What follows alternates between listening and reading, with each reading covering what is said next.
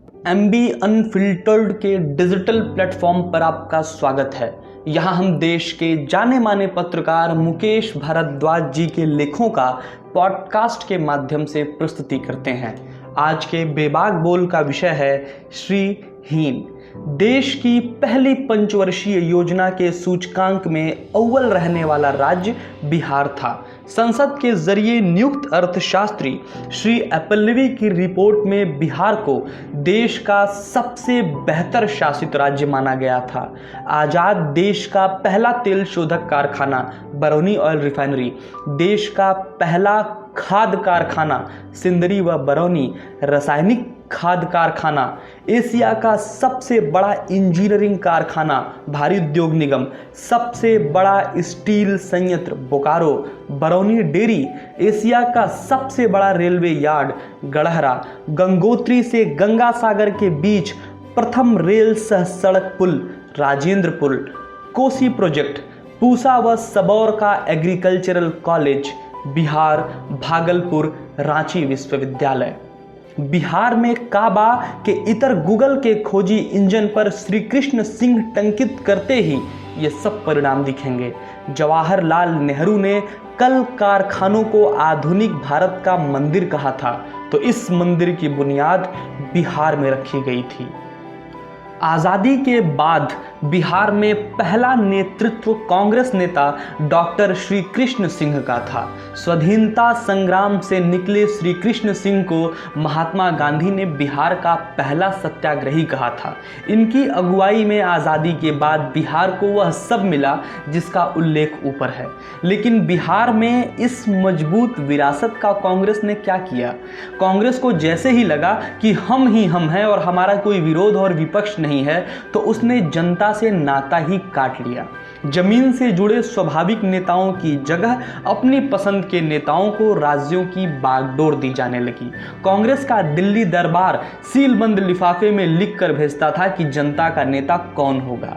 श्री कृष्ण सिंह के निधन के बाद कवि रामधारी सिंह दिनकर ने कहा था कि बिहार श्रीहीन हो गया। दिनकर ने उनकी अहमियत समझाते हुए उसी वक्त कहा था कि बिहार को उनकी उदार परंपरा को कायम रखना होगा। लेकिन उनके बाद बिहार की जमीन पर एक बार भी कांग्रेस ने श्री कृष्ण की परंपरा के नाम पर चुनाव नहीं लड़ा। मुख्यमंत्री के पद से उतरते ही जगन्नाथ मिश्रा दिल्ली दरबार के जहन से भी उतर गए और चुनावी मैदान में कभी भी उनका नाम नहीं लिया गया।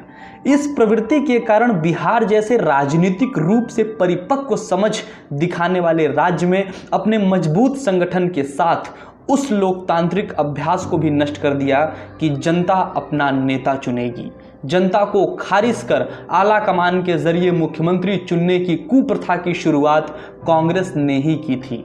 आज की तारीख में भाजपा और कांग्रेस को आमने सामने रखें तो शर्तिया तौर पर भाजपा को इस मामले में 100% अंक मिलेंगे कि यहाँ न सिर्फ आला कमान बनने में बल्कि नीचे के स्तर पर भी वे नए नए चेहरों को मौका दे रही है। जहाँ जमीनी नेता हैं वहाँ उनके चेहरों और नाम पर ही भाजपा आगे बढ़ रही है। कांग्रेस कथा में उत्तर प्रदेश का विधानसभा चुनाव भी रेखांकित होना चाहिए, जब प्रशांत किशोर उसके साथ थे। प्रशांत किशोर ने कांग्रेस नेतृत्व से मांग की थी कि या तो कोई नया चेहरा लाएं या फिर प्रियंका राहुल में से कोई एक आगे आए। लेकिन कांग्रेस ने दिल्ली की पूर्व मुख्यमंत्री बुजुर्ग शीला दीक्षित को आगे कर दिया। आज के दौर में कांग्रेस पार्टी लोकतांत्रिक आदर्श को लेकर कहीं भी नहीं ठहरती है। जब वह सभी सीटों पर लड़ती है तो लिफाफे में मुख्यमंत्री को भेजती है।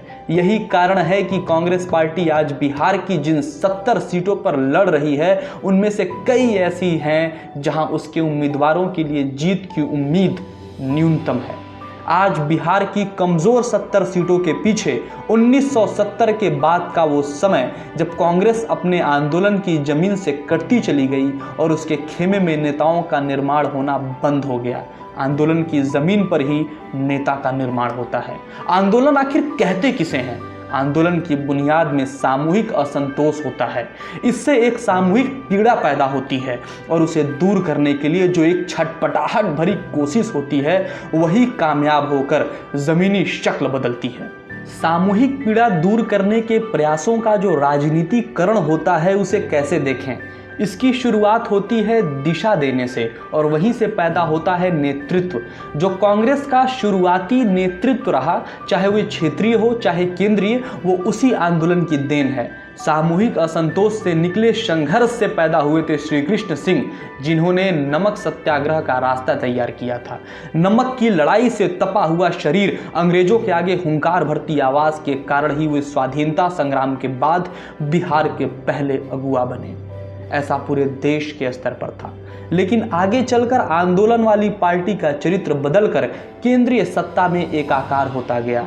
जमीनी हकीकत से कट जाने का ही परिणाम था कि नीचे पनप रहे भयंकर असंतोष का एहसास भी पार्टी नेतृत्व को नहीं हो पा रहा था। असंतोष को समझने के बजाय ऊपरी स्तर पर अहंकार पनपने लगा और उसकी परिणति आपातकाल के रूप में हुई। आपातकाल उसी का परिणाम था कि उच्च नेतृत्व को जमीनी असंतोष का जरा भी अंदाजा नहीं था। इंदिरा गांधी जैसी नेता सोच रही थी कि यह सब ऊपरी परत है, कुछ विपक्षी दलों के नेताओं का असंतोष है और आपातकाल के आतंक से इनको निपटा दिया जाएगा तो सब कुछ बड़ी आसानी से निपट जाएगा।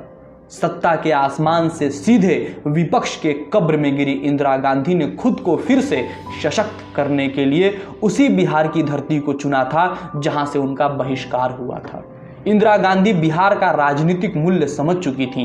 बिहार में बेलछी जनसंहार के बाद इंदिरा का वहां जाना और अपनी राजनीतिक पहचान वापस पाना वो कथा है जिसका आज के मौजूदा कांग्रेस नेतृत्व को पुनर्पाठ करना चाहिए। कभी श्री कृष्ण सिंह जैसे नेताओं वाली पार्टी आज नेतृत्व के स्तर पर श्रीहीन है।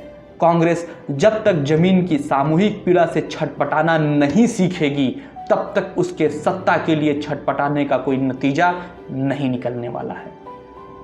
बहुत बहुत शुक्रिया इस पॉडकास्ट को पूरा सुनने के लिए। अगर आप ये पॉडकास्ट हमारे फेसबुक पेज पर सुन रहे हैं तो हमारे फेसबुक पेज को लाइक करें और अगर आप हमारे ये पॉडकास्ट यूट्यूब और स्पॉटिफाई पर सुन रहे हैं तो हमारे यूट्यूब पेज और स्पॉटिफाई पेज को फॉलो करें। बहुत बहुत शुक्रिया।